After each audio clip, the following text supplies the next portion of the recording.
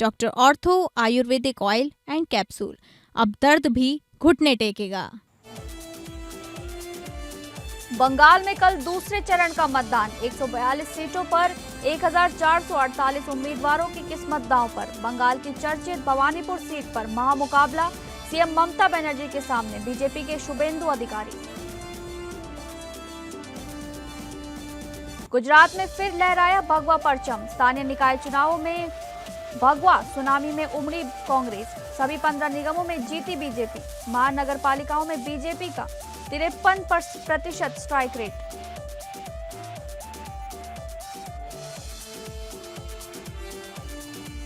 आज हुआ उत्तराखंड विधानसभा का विशेष सत्र। धामी सरकार ने महिला आरक्षण को लोकसभा में पारित न होने पर विपक्ष को लिया आड़े हाथ। कहा सरकार देश की महिलाओं को उनका पूरा अधिकार दिलाने के लिए प्रतिबद्ध।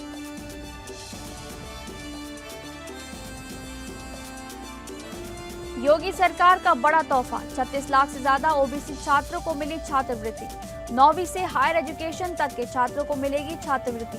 सालाना 2 लाख या उससे कम आय वाले परिवारों को मिलेगा फायदा। ट्रांसजेंडर को भी मिल रहा योजना का लाभ।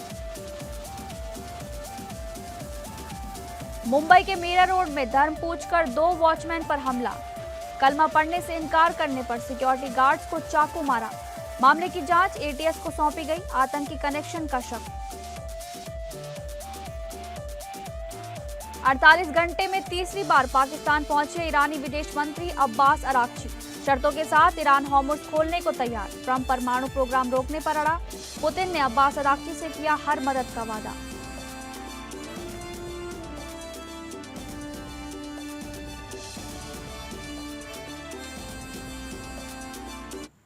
नमस्कार, आप सभी का स्वागत है इस बुलेटिन में। मैं हूं आपके साथ शालिनी राणा। शुरुआत करेंगे बुलेटिन की। पश्चिम बंगाल में कल 142 सीटों पर वोटिंग होनी है। दूसरे चरण की वोटिंग चुनाव की दिशा और सत्ता का रास्ता तय करेगा। 3.21 करोड़ वोटर 1448 उम्मीदवारों की किस्मत तय करेंगे, जबकि लाखों वोटर लिस्ट आवेदन अभी भी लंबित हैं। वोटिंग के लिए इस चरण में 41,000 मतदान केंद्र बनाए गए हैं। दक्षिण 24 परगना का भागड़ निर्वाचन क्षेत्र की चर्चा सबसे ज्यादा 19 उम्मीदवार मैदान में होने से है, जबकि हुगली जिले के गोघाट में सबसे कम 5 उम्मीदवार हैं। पश्चिम बंगाल विधानसभा चुनाव का दूसरा चरण इसलिए अहम है क्योंकि इसमें शहरी केंद्र और राजनीतिक रूप से संवेदनशील क्षेत्र शामिल हैं। ये क्षेत्र अक्सर आखिरी नतीजों को तय करने में अहम भूमिका निभाते हैं। इधर केंद्रीय गृह मंत्री अमित शाह ने बंगाल में विधानसभा चुनाव के बाद भी केंद्रीय बल कम से कम 7 दिन तक तैनात रहने की बात कही है। उन्होंने कहा 29 अप्रैल को मतदान करें, गुंडों से डरने की जरूरत नहीं है। चुनाव आयोग ने व्यापक सुरक्षा व्यवस्था की है। भले ही भाजपा सत्ता में आए, केंद्रीय बल यहां 7 दिन तक बने रहेंगे। दूसरे चरण के मतदान को शांतिपूर्ण बनाने के लिए चुनाव आयोग के निर्देश पर पुलिस ने राज्य भर में 1553 लोगों को गिरफ्तार किया है। इनमें पूर्व वर्धमान के टीएमसी पार्षद शामिल हैं, जिन पर भाजपा नेता के घर हमले और डराने धमकाने का आरोप है। बंगाल की सबसे चर्चित सीट भवानीपुर में सीएम ममता बनर्जी के सामने भाजपा के शुभेंदु अधिकारी मैदान में है। यहां 15 साल की सत्ता बचाने उतरी ममता के सामने नंदीग्राम में उन्हें हरा चुके शुभेंदु वही दोहराने की कोशिश में है।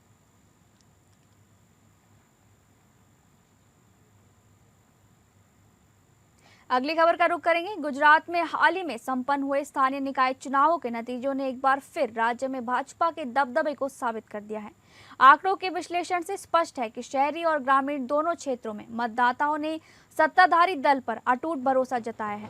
कुल 9,992 सीटों में से 8,068 सीटों के परिणाम घोषित हो चुके हैं, जिसमें भाजपा ने 6,161 सीटों पर जीत दर्ज कर 76.4% का जबरदस्त स्ट्राइक रेट हासिल किया है। बीजेपी ने 15 नगर निगम में से सभी 15 पर जीत दर्ज कर ली है। इनमें महसाणा, मोरबी, नाडियाड और वापी ऐसे नगर निगम है जहां पहली बार चुनाव हुए थे। महसाणा, मोरबी और नडियाड में कांग्रेस को अब तक एक भी सीट नहीं मिली है। अहमदाबाद में गिनती के दौरान पुलिस और भाजपा कार्यकर्ताओं में झड़प हो गई। वहीं क्रिकेटर रविंद्र जडेजा की बहन नयनाबा कांग्रेस की टिकट पर राजकोट से हार गई हैं। तालुका और जिला पंचायत चुनाव में भी बीजेपी का परचम लहराया है। तालुका की बात करें तो 260 तालुका पंचायत की कुल 5234 सीटों में से 2110 सीटों पर बीजेपी के उम्मीदवार जीते हैं। कांग्रेस को 338 और अन्य को 213 सीटों पर जीत मिली है। 34 जिला पंचायत की 1090 सीटों में से 503 सीटों पर बीजेपी के उम्मीदवार विजयी रहे हैं। वहीं कांग्रेस को 68, अन्य को 21 सीटें पर जीत मिली है।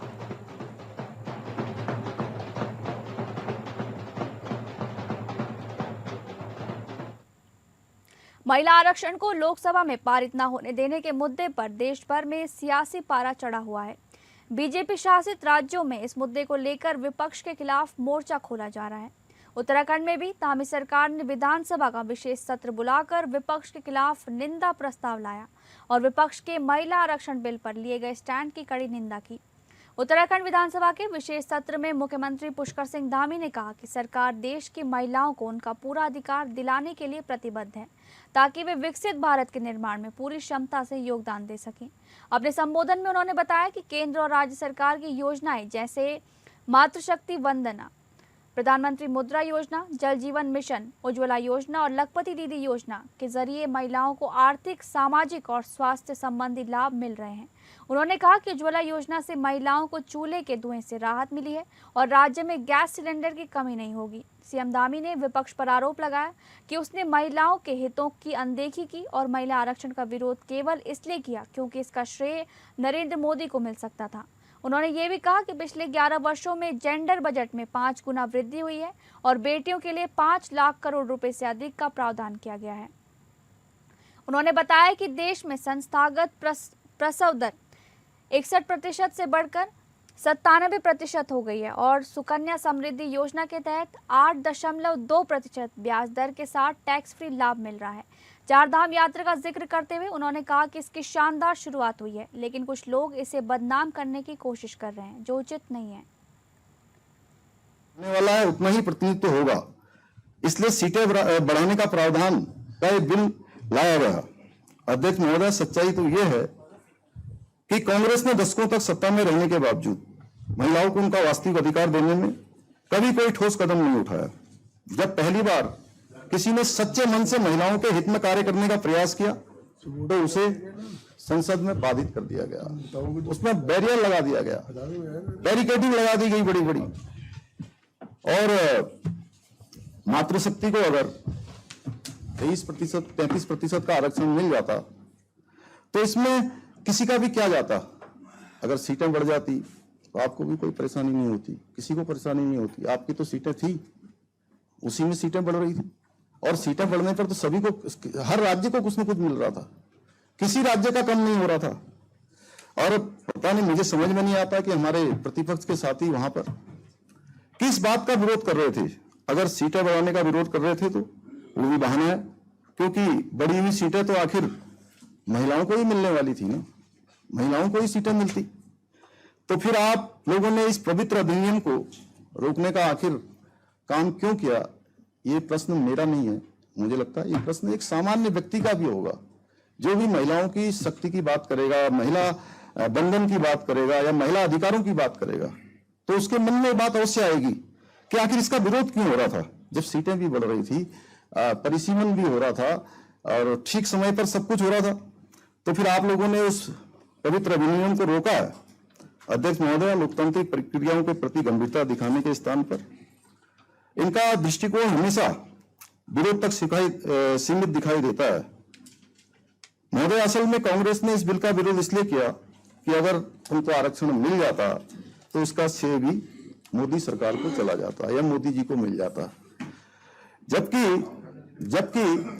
आदरणीय प्रधानमंत्री जी ने संसद में जब पहले दिन वक्तव्य दिया, उस वक्तव्य में उन्होंने बहुत स्पष्ट कर दिया था कि इसका श्रेय मैं आप सबको दे दूंगा, प्रतिपक्ष के लोगों को दे दूंगा। और उन्होंने ये भी कहा था कि मैं अखबार में भी विज्ञापन दे दूंगा। अगली खबर का रुख करेंगे। योगी सरकार शिक्षा को बढ़ावा देने और आर्थिक रूप से कमजोर वर्ग के छात्रों को सशक्त बनाने के लिए लगातार ठोस कदम उठा रही है। इसी क्रम में वर्ष 2025-26 में पिछड़ा वर्ग यानी कि ओबीसी के 36 लाख से अधिक छात्र छात्राओं को पूर्व दशम और दशमोत्तर छात्रवृत्ति योजनाओं के तहत आर्थिक सहायता प्रदान की गई है। खास बात यह है कि इस योजना में छात्र छात्राओं के साथ साथ ट्रांसजेंडर समुदाय को भी शामिल कर सरकार ने समावेशी विकास का उदाहरण पेश किया है।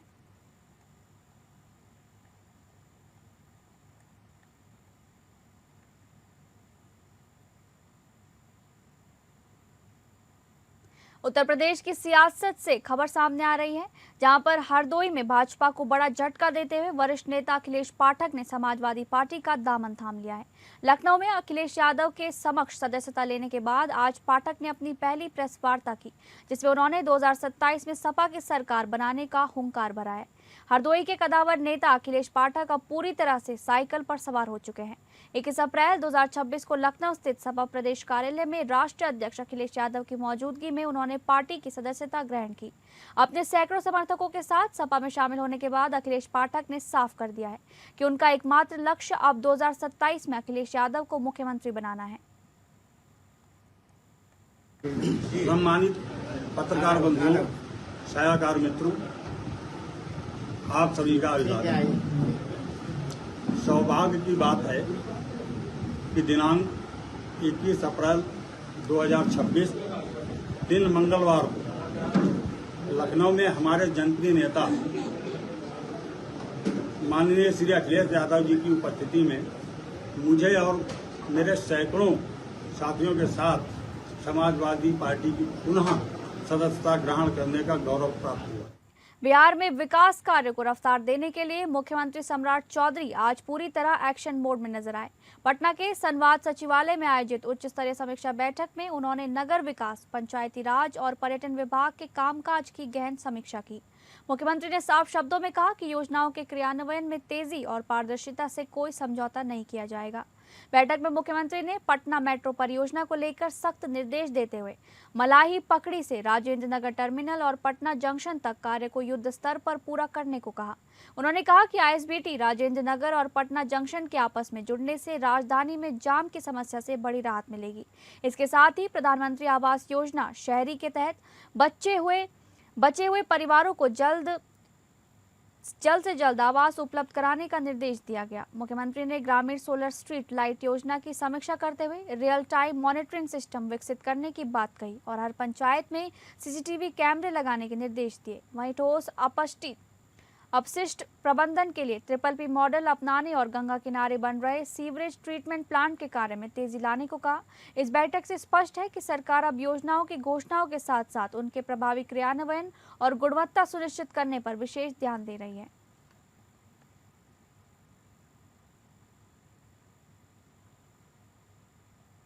अयोध्या में राम मंदिर के परकोटा में बने भगवान शिव मंदिर के शिखर पर 29 अप्रैल शाम 5 बजे ध्वजारोहण होगा।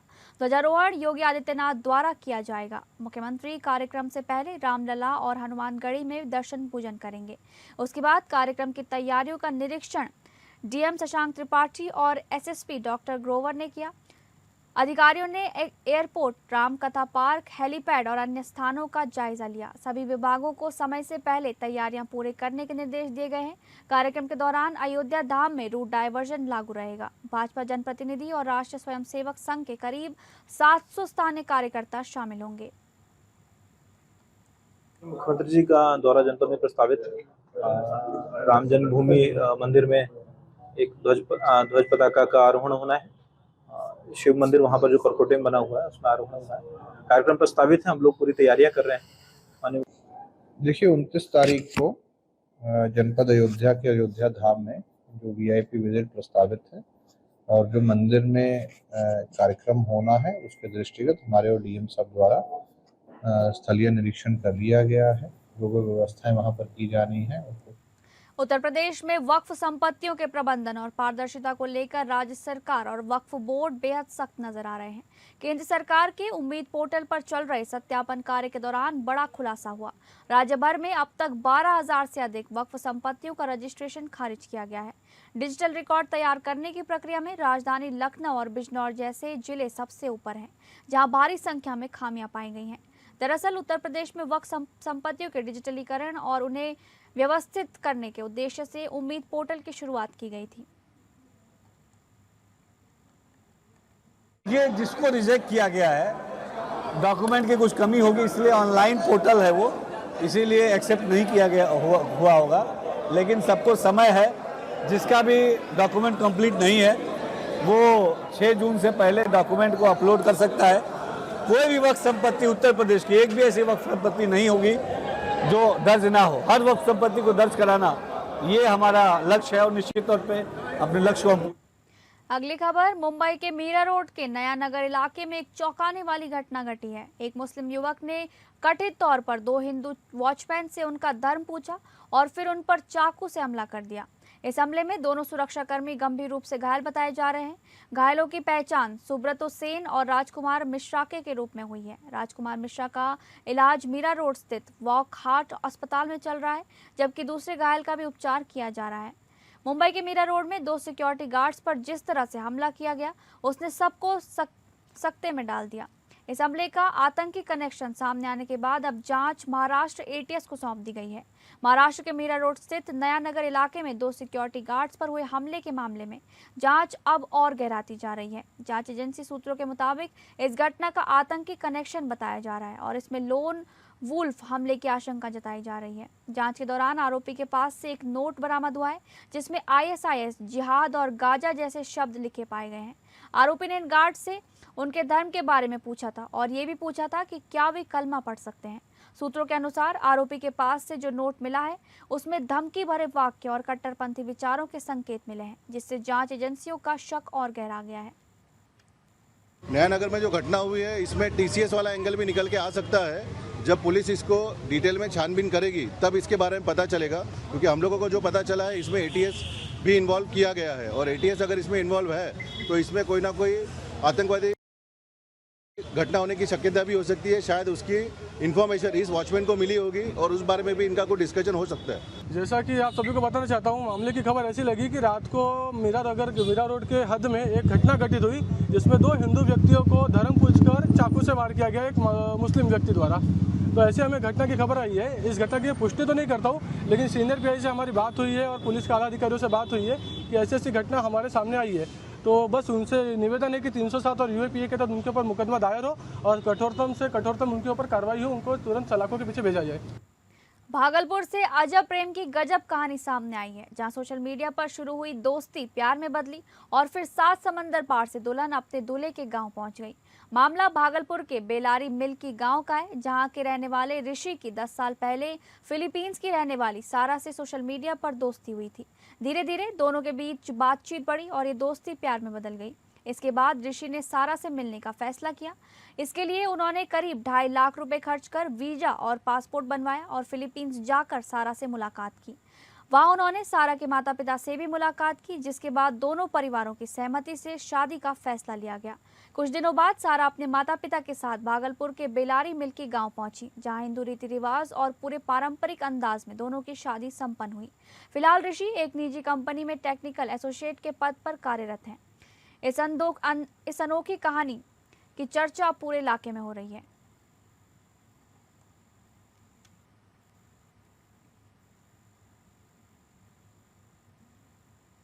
ईरान के विदेश मंत्री अब्बास अराक्ची एक बार फिर से पाकिस्तान पहुंचे हैं। ये पिछले 48 घंटों में उनकी इस्लामाबाद की तीसरी यात्रा है। ये यात्रा रूस में अपने दौरे को खत्म के बाद हुई है।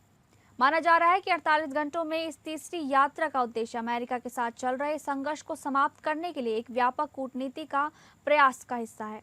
ईरान पहली बार हॉर्मुज़ खोलने को तैयार हो गया है। ईरान ने अमेरिका से समुद्री नाकेबंदी हटाने की भी अपील की है। न्यूयॉर्क टाइम्स ने 3 ईरानी अधिकारियों के हवाले से ये जानकारी दी है, जिसमें रिपोर्ट के मुताबिक ईरान ने अमेरिका को बातचीत के लिए एक नया प्रस्ताव दिया था। हालांकि ट्रंप इस प्रस्ताव को मानने को तैयार नहीं है। CNN के मुताबिक अमेरिका का मानना है कि अगर बिना परमाणु कार्यक्रम का मामला सुलझाए बिना हॉर्मुज़ खोला तो बातचीत में अमेरिकी पक्ष कमजोर हो जाएगा। अमेरिकी राष्ट्रपति डोनाल्ड ट्रंप ईरान के संघर्ष खत्म करने के ताज़ा प्रस्ताव से कथित तौर पर असंतुष्ट हैं, क्योंकि इसमें तेहरान के परमाणु कार्यक्रम का कोई जिक्र नहीं है। Question, Aisha. I don't have tangible answers for you on what we're doing with social media companies, if anything at all. What I will say is it's very important to us that we get the truth and the facts about this case and any case out there as quickly as possible to dispel some of that crazy nonsense that you do see running rampant online. And I think the Department of Justice and the FBI thus far have done a good job of disseminating the truth and the facts about this alleged attempted assassin, the perpetrator in this case, and I understand he'll be arraigned in court very soon. You all see that, and the Department of Justice will be giving a briefing and an update later today. So as far as we're concerned, just providing maximum transparency, and hopefully people will believe the truth rather than the lies and the conspiracies that so often do go crazy on social media. फिलहाल इस bulletin में बस इतना ही। नमस्कार।